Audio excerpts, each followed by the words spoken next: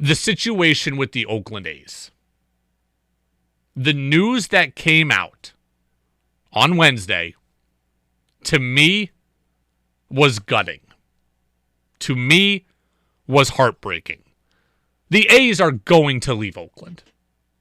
And that saddens me as a baseball fan in general. The A's have been in Oakland for more than 50 years. The A's have been in Oakland for my entire life. And the A's have been good and succeeded in Oakland. But more importantly, it saddens me for the fans of Oakland. And do not get it twisted. This is the playbook when somebody wants to move. This is the playbook. I'm sure at some point there was a real good faith effort to keep the team there and get a stadium. I am sure at some point the A's did try, and I'm sure at some point there was political stuff that got in the way with lawmakers. I believe that. I believe at some point the A's tried. But in the last few years, it clearly has turned, and this is the playbook. The team has been gutted from a payroll perspective. The team has been bad. The stadium has been allowed to further fall into disrepair. The stadium has not been touched. The stadium has not been improved. And because the stadium is bad and because the team is bad, now the fans don't want to go, and now everyone wants to blame the fans for it. Well, hey, we don't have any fan support, so it's time to leave. That's BS. We see this all the time. Ownership guts the franchise and then blames the fans. This is very personal to me because I saw it in the NBA. When the Seattle Sonics left and moved to Oklahoma City, I saw it firsthand. And I didn't remember all of it because I was only 17 or 18, but I went and watched a documentary on the Sonics leaving for Oklahoma City, and this is exactly what happened. Clay Bennett came to town, Oklahoma City businessman, said he wanted to stay, said he wanted to try to get a stadium or an arena in that case built, said there was too much political red tape, gave some deadlines, acted like he was trying a little bit more, and then he gutted the team. He cut off the team from local media. He made the team a group full of unknowns. He made that team not accessible. He made the team bad. He made the team not want to go, or made the fans not want to go to games. And then he moved the team and said the fans have no support. We'll take them to a place where they do. That's the playbook. I'm sure not every relocation in history has gone that way, but modern day, that's the playbook. And that's what's happened to Oakland. And I feel bad for those fans. I saw on social media all day right after the news came out that, oh, Brady, nobody goes to the games. The fans should have tried harder to keep them there. The fans should have showed ownership. No, that's not how this goes. The team was horrible because ownership made it horrible, and ownership set this plan in place. And I feel bad. The Oakland A's existed since 1968 in Oakland. They won multiple titles in the 70s. They got to the playoffs several times in the 2000s. They got to the playoffs as recently as a few years ago. I think they won 86 games in 2021. So the Oakland A's have worked in Oakland. The Oakland A's have gotten fan support in Oakland.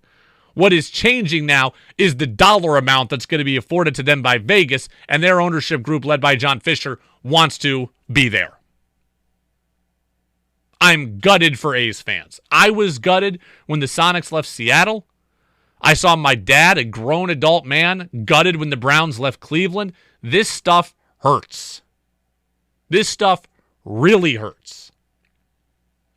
And I feel bad for some 14-year-old kid that doesn't know any better, that's got their sports innocence now being ripped away from them, who's got A's posters on their wall and doesn't care that the team is going to go 57-102 or 57-105. That kid that doesn't care, that kid that just loves baseball, that kid that loves those players that we know are any good, and that kid's going to cry himself to sleep because he can't see his favorite team anymore. I feel bad for those people because that's what happened to me. Again, I was 17 or 18. I don't know that I cried myself to sleep, but I turned myself off from the NBA for a number of years because my favorite team was gone. And that's what's happened to Oakland. They're going to move to Vegas. The statement came out from the team. They're looking at Vegas. The report came out from the Nevada Independent. The team is buying land for a 30 to 35,000 seat stadium 1 mile away from where the Raiders play. Everybody wants to be in Vegas now. They've got hockey. They've got football. They're going to host the Super Bowl, MLS expansion possibly. Vegas is the hot place to be, and the A's are the team that wants to be there. And do I care personally as a baseball fan? Probably not, because I'm not an A's fan. But I am gutted for that 10-year-old, that 11-year-old, that 12-year-old that will lose their favorite team and all the memories associated with it. And they're never going to get that sports innocence back. And that really hurts. I remember when my sports innocence got taken. It was when I was 11. Alex Rodriguez signed for $252 million with the Texas Rangers. And it was that day that I learned sports was not about my team. It was about money. It was that day, and I've never looked at sports the same since. And there's a kid in the Bay Area now who is going to never look at sports the same way again. And that's hard. And I feel for that kid. And for the several thousands just like him or her that are going to go through the same thing. And I see a lot of A's fans trying to figure out what they're going to do.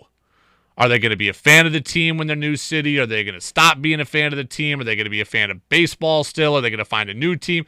All I can offer any A's fans, and I don't know how many of them are specifically listening to me right now, but all I can offer A's fans are my personal experiences. I lived in Seattle. Okay? I was around the Sonics. Like, I didn't just love the Sonics. I love the city. And when the team and the city, or when the city is your identity and the team leaves, I can't follow you. So if someone is in the Bay Area, I wouldn't like the A's anymore because I liked the Oakland A's. And if they're not the Oakland A's, they're irrelevant to me. If someone is from outside Oakland, has never lived there, then Oakland is not the identity. The team is the identity. As long as the team keeps the name and the logo and the color scheme, then people will probably be fine. If you are an A's fan from Dallas, Texas, or from Burlington, Vermont, or Albany, New York, or Miami, Florida, and you've never been to Oakland, well, the team is your identity. As long as the team stays the same, you're probably okay. But if you are someone that has the city as your identity, you are invested in the city and the memories of the city and think about a team as a civic thing, you'll never get over it. It took me a very long time to start really watching the NBA again and actually be invested in it. It took me moving to the Northeast and working at a radio station that had the Celtics to become a Celtics fan and become invested. I had to get reinvested. I hated the NBA because they took my team, or someone took my team and the NBA let it happen. And that's what's happened to the Oakland A's, and that's what's happened to their fans. And it's not right, but it is the playbook, and it happens all too often.